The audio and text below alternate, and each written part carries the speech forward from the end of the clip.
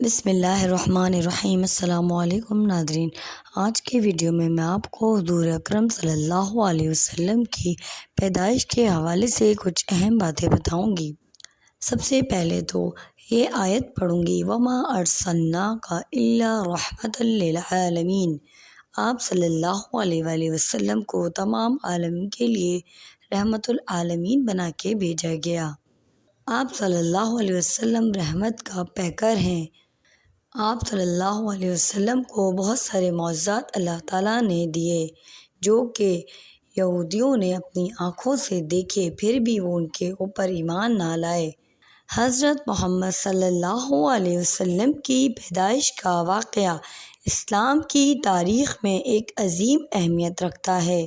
حضرت محمد صلی اللہ علیہ وسلم کا اصل نام محمد بن عبداللہ ہے اور آپ کی ولادت 12 ربیع الاول کو ہوئی۔ آپ صلی اللہ علیہ وسلم کی ولادت مکہ مکرمہ میں ہوئی، جو اس وقت عرب کے سب سے معزز اور مشہور شہر تھا، اور آپ کا خاندان بھی اللہ پاک نے آپ کو ایسا اچھا نصیب کیا جو کہ خانہ کعبہ کا والی تھا، یعنی خانہ کعبہ کی حفاظت کرنے کی ذمہ داری آپ کے دادا حضرت عبدالمطلب کے پاس تھی۔ قریش کے بڑے سرداروں میں سے تھے آپ کے دادا۔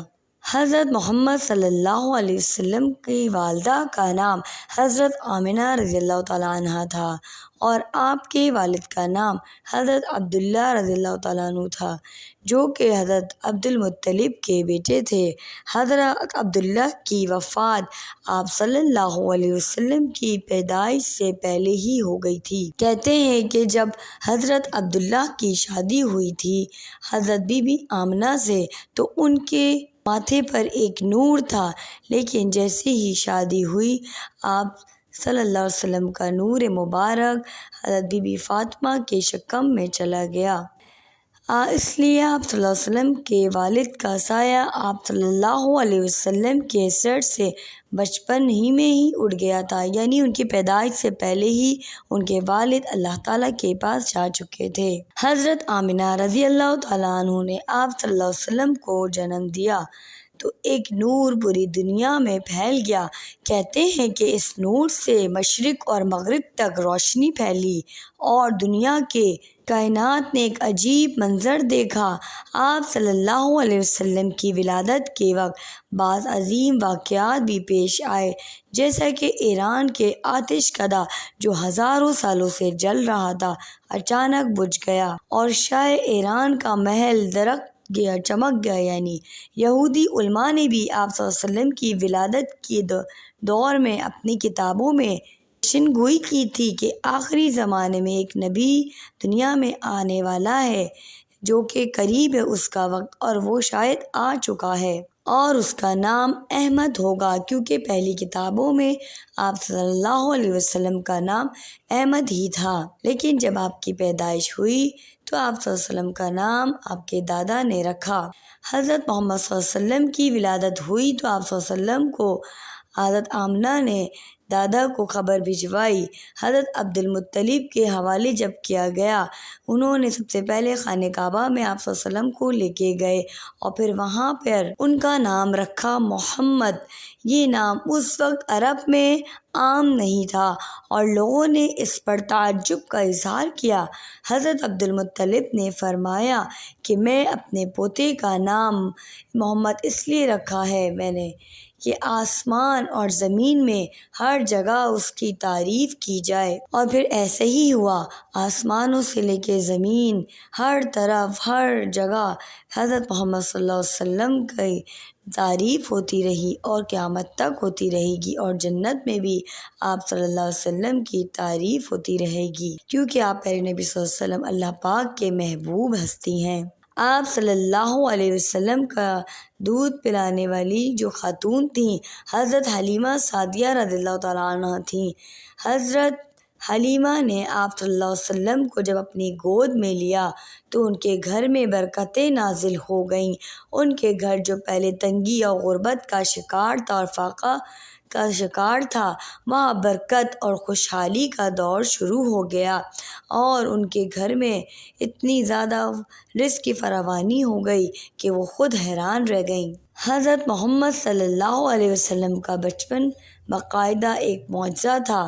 جب آپ صلی اللہ علیہ وسلم چھوٹی عمر میں تھے تو ایک واقعہ پیش آیا جسے شق صدر کہتے ہیں۔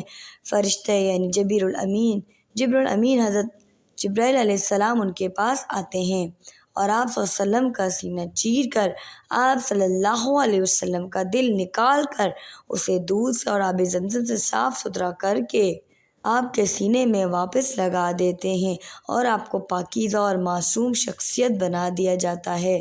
حضرت محمد صلی اللہ علیہ وسلم نے اپنی بچپن کی زندگی میں ہمیشہ سچائی، ایمانداری اور امانت داری کا ثبوت دیا۔ آپ صلی اللہ علیہ وسلم کو مکہ کے لوگ صادق اور امین کہہ کر پکارتے تھے کیونکہ آپ صلی اللہ علیہ وسلم کبھی جھوٹ نہیں بولتے اور ہمیشہ امانت میں وفادار رہتے تھے۔ آپ صلی اللہ علیہ وسلم کی سچائی کی گواہی تو کافر لوگ بھی دیتے تھے اور اپنی امانتیں بڑے ذوق و شوق سے آپ صلی اللہ علیہ وسلم کے پاس رکھواتے تھے کیونکہ ان کو پتہ تھا کہ آپ بہت امانت دار ہیں اور سچے ہیں۔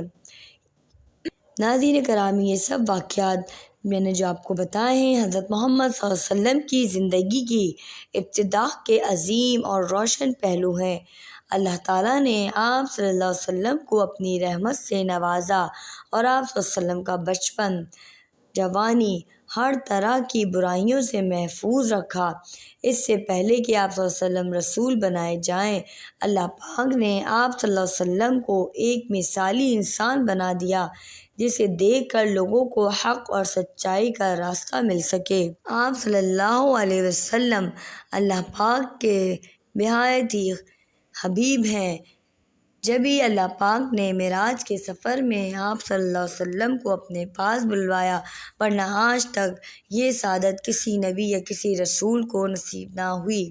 آپ صلی اللہ علیہ وسلم بے شک انسان تھے لیکن آپ کو اللہ پاک نے غیر معمولی شخصیت بنا کر اس دنیا میں بھیجا۔ تو امید ہے آپ سب کو آج کی ویڈیو اچھی لگی ہوگی۔ ہمیں زیادہ سے زیادہ آپ صلی اللہ علیہ وسلم کے اوپر درود و سلام بھیجنا چاہیے کیونکہ یہ مہینہ ہمارے پیارے نبی صلی اللہ علیہ وسلم کی ولادت کا ہے۔